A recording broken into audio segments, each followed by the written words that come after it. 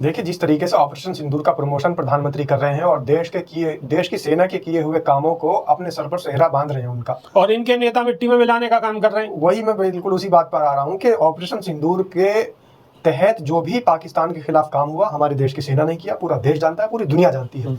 लेकिन प्रधानमंत्री कहीं भी अपने भाषण में देश की सेना का नाम नहीं ले रहे हैं। फिर ये कह रहे हैं कि हमने 3 बार हमला किया। हमने किसने? देश की सेना ने, जिन्हें हमला किया था, जिस सेना के ऑपरेशन सिंदूर को लीड करने वाली कर्नल सोफिया कुरैशी, उस पर तो आपके मंत्री इल्जाम लगा रहे हैं पाकिस्तान के आतंकवादियों का रिश्तेदार होने का। नमस्कार, स्वागत है आपका।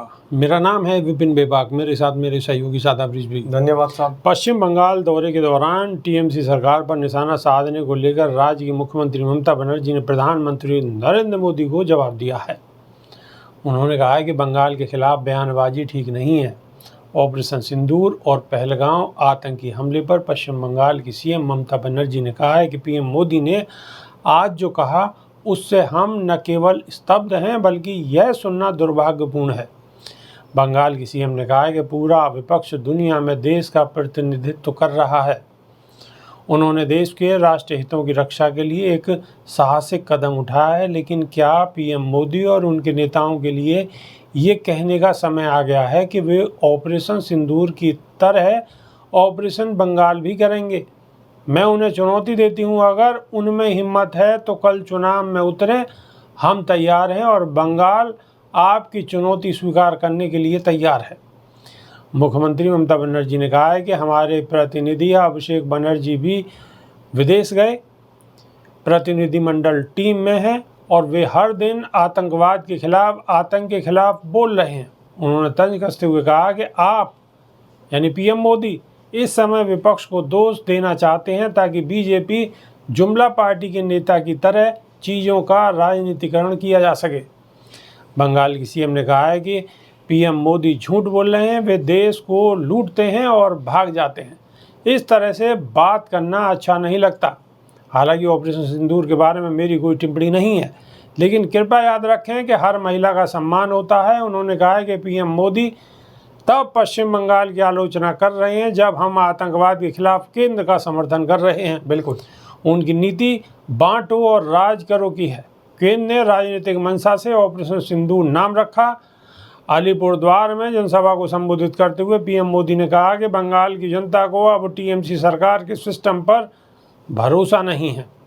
उन्होंने कहा है कि यहाँ की जनता के पास अब सिर्फ कोर्ट का ही आसरा है, इसीलिए पूरा बंगाल कह रहा है कि बंगाल में मची चीख पुकार नहीं चाहिए निर्मम सरकार। सादाब रिजवी।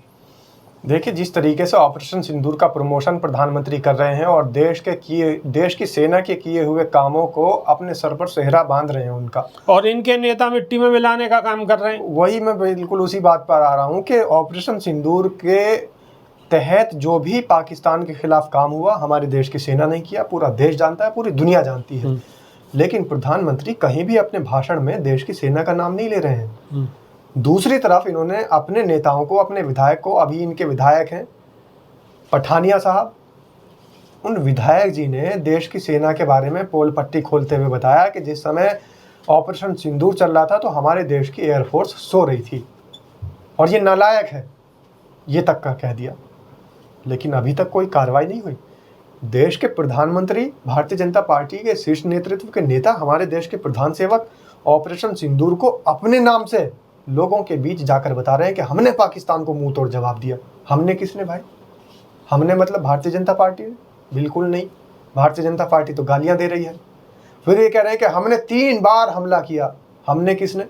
देश की सेना ने, जिन्हें हमला किया था, जिस सेना के ऑपरेशन सिंदूर को लीड करने वाली कर्नल सोफिया कुरैशी, उस पर तो आपके मंत्री इल्ज़ाम लगा रहे हैं पाकिस्तान के आतंकवादियों का रिश्तेदार होने का और सीधा सीधा तार जुड़े होने का आरोप लगा रहे हैं।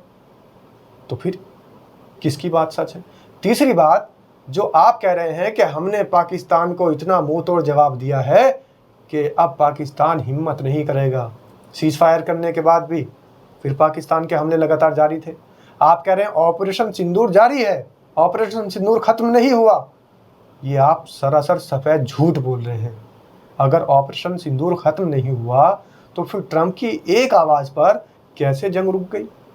अगर ऑपरेशन सिंदूर जारी था तो ऑपरेशन सिंदूर के सीज फायर के बाद जब ट्रंप का बयान आया था कि जंग रोक दी जाए और मैंने रुकवा दी, रोक दी जाए नहीं रुकवा दी, उसके बाद भी पाकिस्तान के अटैक हुए, उसका जवाब क्यों नहीं दिया गया?